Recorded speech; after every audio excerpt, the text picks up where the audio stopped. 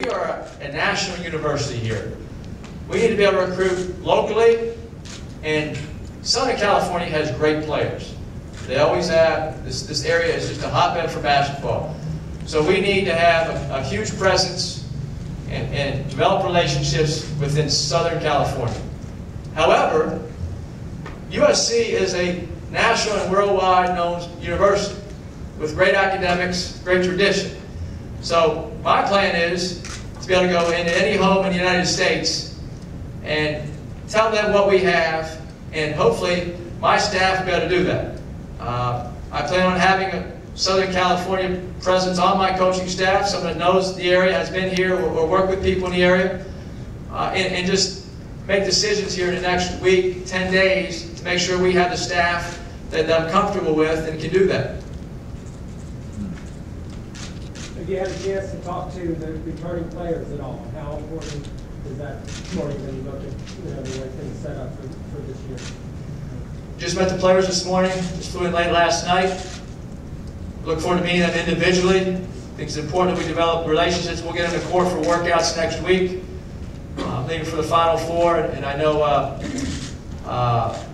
I need to hire a coaching staff as well, talk to some people, come back, meet with all the players like Monday and Tuesday, get them on the court, and we'll start from there. I watched a little bit of film on our team.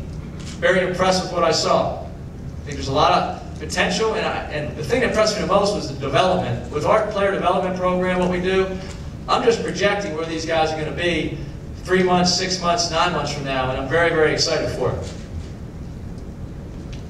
Coach, a lot of the players that you're going to have are older, experienced, senior type guys. You talked about, your first speech about how Florida Gulf Coast is a 2-year process for you. A lot of those guys, what we saw in the tournament was a 2-year process. How far do you think you can take the upperclassmen that are coming back next year, 80 years worth of time? Well, at FGCU, if we didn't have the upperclassmen, we never would have achieved what we did. Sherwood Brown had an okay sophomore year. He was a walk-on originally. This year, with our player development program we have, the last year and a half, 2 years, he was player of the year in the league, averaged 17, 18 points in the NCAA tournament, 3 games. He just made Associated Press honorable mention All-American. He'll be at the 3-point contest in Atlanta this week. That's what I'm talking about, player development. Okay, Bernard Thompson came out of high school as a streaky shooter, had a lot of efficiencies in his game. He scored 23 points against Georgetown and San Diego State, and is 3rd in the nation in steals. That's what I'm talking about, player development. So this is all about the upperclassmen. Now, our existing roster has to win games for us next year. And I know we'll bring some freshmen in, but our existing roster has to improve, and they're the guys that we're going to rely on. And that's why it's so important that we develop that culture, and that comes over time, because the returnees are the cornerstone of your program.